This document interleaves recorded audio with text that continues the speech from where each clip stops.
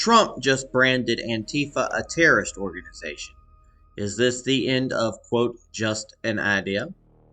Let's talk about Antifa, from European streets to American battlefields, a turning point in our political landscape. Imagine standing at a rally where you've come to peacefully show support for your cause. You expect chants, speeches, maybe even debates. Instead, you find yourself staring across the street at masked figures dressed in black, waving red and black flags. The tension is palpable, the air electric, and you realize quickly this isn't about free speech, it's about control of the streets. This is the reality many Americans have witnessed when Antifa appears. You've heard the stories. Some of you have been there for the infamous Battle for Boykin in California, or seen similar confrontations in Portland, D.C., or other cities. Protests turned into combat. Police stuck in the middle. Proud Boys on one side, Antifa on the other, and you're left asking, is this still protest, or has it become something much more darker? This is the part of the story that begins many decades ago, crosses the Atlantic, and has finally come back to reshape America's streets, politics, and law. Today, with President Trump's executive order formally designating Antifa as a domestic terrorist organization, and I would say about time, that story has entered a new chapter. The stakes just got higher for us all. Let's talk about the origins of Antifa. Antifa is not a uniquely American invention. Its roots stretch back to Europe in the 1930s, where militant communists and anarchists fought against fascist movements in the streets of Germany and Italy. The black bloc style of dress, the flags with twin red and black, and the practice of organized street violence all echo back to that era. These tactics were imported to the United States decades later, spreading through punk subcultures and anarchist collectives before exploding onto the national stage in the 2010s here in America. The term itself comes from Antifaschistische Aktion, if I didn't screw that one all up, a German organization founded in 1932 to oppose fascism with direct, often violent tactics. After World War II, fascism waned but never fully disappeared, and militant anti-fascist groups re-emerged wherever nationalist movements gained traction. By the 1980s, Antifa's lineage surfaced in America through the Anti-Racist Action, ARA, which targeted neo-Nazis and white supremacists. I mean, there was nothing wrong with that targeting. These networks were decentralized. No central leader, no headquarters, but their tactics were consistent. Confrontation, exposure, disruption. Groups like the Baldies in Minneapolis and Rose City Antifa in Portland carried this banner into the modern era. The Anti-Defamation League, the ADL, itself admits that Antifa is made up of groups, networks, and individuals who coordinate both online and on the ground. That is the very definition of organization. When those networks plan rallies, obtain permits, and then commit vandalism, arson, and assaults, that crosses from free speech into domestic violent extremism. Whether centralized or decentralized doesn't matter legally. Al-Qaeda, for example, was built on a loose, cell-based model and still met the standard for a terrorist organization. If we're consistent, Antifa's structure and history of coordinated violence means it should be treated as much more than just an idea.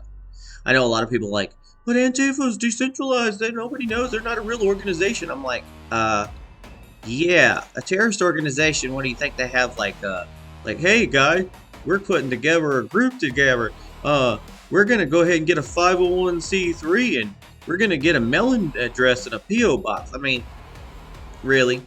Then they'll go, but Proud Boys is organized. Yeah, because, the right-wing organizations do things legally because we're not a terrorist organization. I mean, that's why. So, breaking down Antifa, from European roots to domestic terrorist label. is just an idea enough? Some argue Antifa is nothing more than a loose idea, but the record shows otherwise. The very symbols, tactics, and confrontational strategies imported from Europe have been institutionalized in American political life.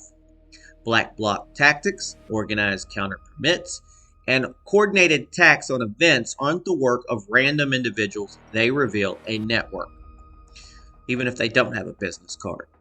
The, quote, just an idea defense fails the common sense test. Ideas don't burn down businesses, throw bricks, or hurl explosives at the police. Just look at what happened after the 2016 election. Downtown, they were beating people up. They went up to the deplorable there. They were setting fire to buildings and limos and all sorts of things. An idea does not do that. People do that. And when those people are networked, organized, and emboldened by an ideological banner, they stop being abstract activists and start being domestic extremists. This is why Trump's executive order resonates with so many Americans. Whether Antifa is decentralized doesn't erase the reality of coordination and repeated violence. History teaches us that decentralized is no shield from responsibility, and our laws should reflect that truth. Let's talk about the March for Trump versus Antifa. And I know a lot about the March for Trump because I helped organize the March for Trump. I witnessed Antifa up close many times, but the first time I ran for the March for Trump in Washington, D.C., where we encountered counter-protesters who were openly aligned with Antifa. Police officers even told me that Antifa-affiliated groups had filled for counter permits under the guise of holding, quote, soccer match near our march. And they almost started a lot of fights with our people, but like I told people, we're not here to fight. We're not here to fight. Go to the police, take care of it. Their goal wasn't a friendly game. It was disruption. And on the West Coast during that time, the so-called Battle for Berkeley in California was going on, a March for Trump event I helped coordinate remotely. Antifa clashed violently with the Proud Boys and other right-leaning groups. It wasn't peaceful protest. It was chaos. Bricks, smoke bombs, fists. That day showed the entire country that Antifa was not simply anti-fascist protesters, but a movement defined by confrontation. I am not sure why it took so long for Donald Trump to put them down as a terrorist organization, but finally, something was done. Which, that talks about Proud Boys versus Antifa, street-level Cold War. The Proud Boys themselves, controversial, became a foil to Antifa, where Antifa waved the black flags and declared themselves the defenders against fascism. The Proud Boys answered with red, white, and blue, calling themselves protector of Western values. Both groups began to symbolize a broader culture war.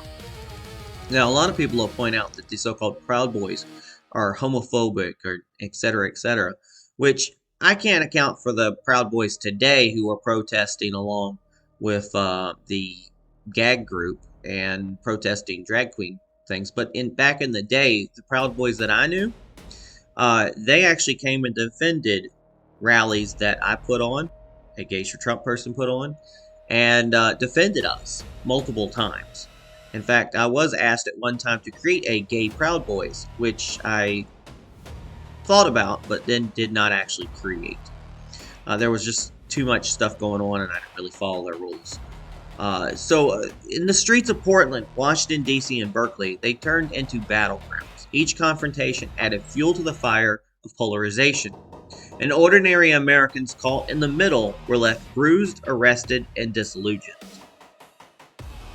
Which led to Trump's finally executive order, a line in the sand. On September 22nd, 2025, President Donald Trump signed an executive order declaring Antifa a domestic terrorist organization. According to Politico, the order directed federal agencies to, quote, investigate, disrupt, and dismantle any and all illegal operations, especially those involving terrorist actions conducted by Antifa or any person claiming to act on behalf of Antifa. Trump cited a, quote, pattern of political violence designated to suppress lawful political activity and obstruct the rule of law. For years, critics of Antifa said exactly this. that its goal wasn't dialogue, but intimidation. And I know for a fact that's the truth. The only way I've ever get through Antifa is to joke with them, because they would show up, they would heckle, they would call stuff. Instead of escalating, I would joke back with them. Understand that sometimes I'd be the butt of the joke, but joke back with them, and they knew to stand their ground, and I would make sure I had police there. And as long as I kept that going on, that semi-dialogue, wasn't really a target. But believe me, I'm sure there was people in that group that would have loved to do to me what they did to Andy Nigo and others. Supporters counter that Antifa is not an organization but an idea, but again, history shows otherwise. Al-Qaeda was a loose, cell-based movement with no central office, yet it was still designated a terrorist organization. Coordination, violence, and disruption, not centralization, are the legal standard. Critics of Trump's move warned that Antifa's decentralization makes legal designation murky and politically dangerous. Constitutional scholars point to the risk of criminalization, association, and dissent, according to AP News. Now, let's talk about why this moment matters. This is bigger than labels. When the government calls a group a domestic terrorist organization, the ripple effects are enormous. Surveillance expands, arrests escalate, courts weigh ideology as evidence, and suddenly the boundary between dissent and extremism becomes blurred. For citizens who value free speech, this should matter. If Antifa can be dismissed as just an idea, then violence hides behind rhetoric. If Antifa can be treated as a terrorist movement, then political dissent risks becoming criminalized by association, and both extremes are dangerous. And you, the reader, are in the middle of this struggle. You live in communities where protests can turn violent overnight. You rely on police who may be ordered to stand down or pressed to intervene. You vote for leaders who set the rules of engagement. The outcome of this debate isn't theoretical. It shapes the safety of your streets, the power of your voice, and the limits of your liberty.